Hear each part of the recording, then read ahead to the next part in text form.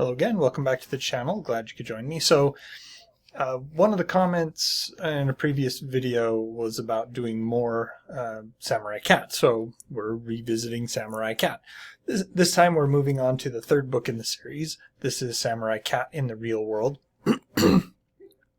So if you remember back to the previous Samurai Cat, a lot of what they were doing was happening in space. There was the Samurai Cat on Mars. There was Samurai Cat going up against Darth Shatner and the Death Star. And now we're taking a little bit of a turn. We're taking a detour here from literary and movie references, and we're going into stuff that happened in actuality. Samurai Cat, Miyawara Tomokato, he leaves space, comes back to Earth, and he visits his family in Japan, and finds out that his nephew Shiro has left Japan and gone to the United States to go to school. And his mother says, go visit him and bring his galoshes. So he ends up in Chicago during the 1920s. For those of you who are unaware, that was during Prohibition. So this is basically Samurai Cat meets the Mafia. He has run-ins with Bugsy Malone and Al Capone. That's the other big one. When he gets to Chicago, in the United States, Chicago in particular in this story is in the midst of the not the Great Depression, in the midst of the Prohibition era. If I remember right, there was the Great Depression also mixed in, but that was actually later, if I remember right. Anyway, back to Samurai Cat, as I digress. He finds out that Shiro has dropped out of school and has joined the mob. And Tomokato, being the honorable samurai that he is, finds it a blot on his family's honor that his nephew is indulging in organized crime. And basically says, you're coming with me. And so from now on, Shiro is going to be Tomokato's sidekick in his adventures. And Shiro constantly causes Tomokato to despair that he is even having an impact on his nephew. His nephew is bloodthirsty, obsessed with guns and explosives, and is incredibly entertaining. So it was a good thing that he got added to the roster of characters. In Chicago, as I said, Tomokato ends up having run-ins with several mobsters. One of the really interesting things in the story is that Shiro, it was his fault. The Valentine's Day massacre was all down to him. After that, we move to 1944, during World War II.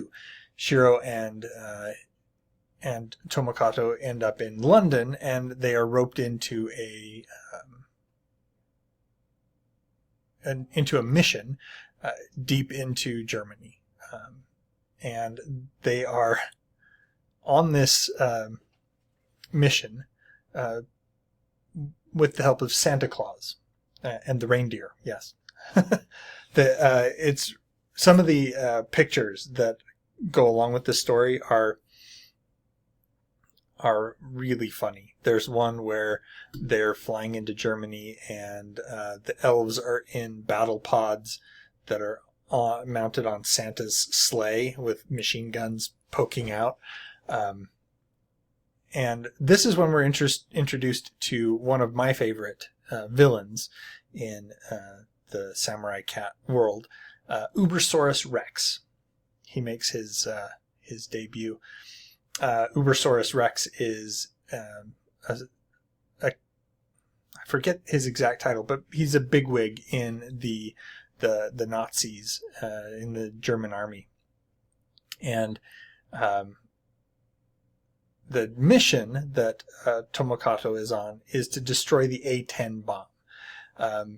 During this version of World War II, the Germans found out how to dehydrate dinosaurs and store them in bombs, and then they would lob these bombs. They were going to lob these bombs into London and other enemy territories, where the dinosaurs would then resume full size, and since they were Nazi dinosaurs, they would go on a killing spree and help win the war for Germany. Couple of other amusing things are the elves. There are 3 of them. I don't remember the two of their names. They're like Binky and some cutesy elf nickname. The last one is Schwarzenegger, and Tomokato and Schwarzenegger totally do the scene from Predator between Carl Weathers and Arnold Schwarzenegger's character, where they do the arm thing with the big bulging biceps. The last story in Samurai Cat in the real world, they end up in Soviet era Russia when Stalin was in charge. They have to fight their way. Well, first they legitimately go into Russia.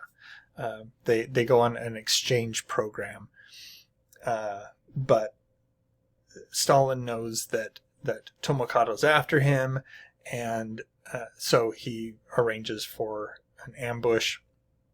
They end up at the Kremlin, and one of the most insane things about this is the fact that Stalin's mustache is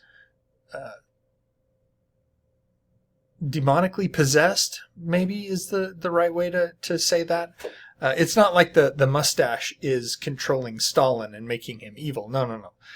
It just happens to be that the mustache wants to perch on Stalin's upper lip and has a demonic mind of its own. At one point, it swallows a fly that landed on it, and later the fly attacks Tomokato because it has been possessed by the mustache, by the powers of the mustache. So we're going from strength to strength here. We're going from insane over-the-top action to insane over-the-top action. I appreciate that the books, in my opinion, I really enjoyed the first one, but they just keep getting better and better. This is not necessarily leaps and bounds better than the second book in the series, but it is still better and highly enjoyable. I like Mark E. Rogers' writing style, and I love the characters. Yes, they may not be true to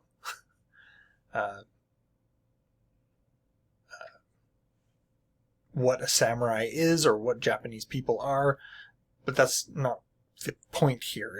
It's comedy. We have a cat who's a samurai, and he's going around killing people who had no business being anywhere near feudal Japan when they attacked and killed Lord Nobunaga, who was Tomokato's liege lord. But it's still incredibly funny, incredibly entertaining, and I can't heap enough praise on these books. That's it for today. Like, share, subscribe, all that other stuff, and enjoy what you're reading.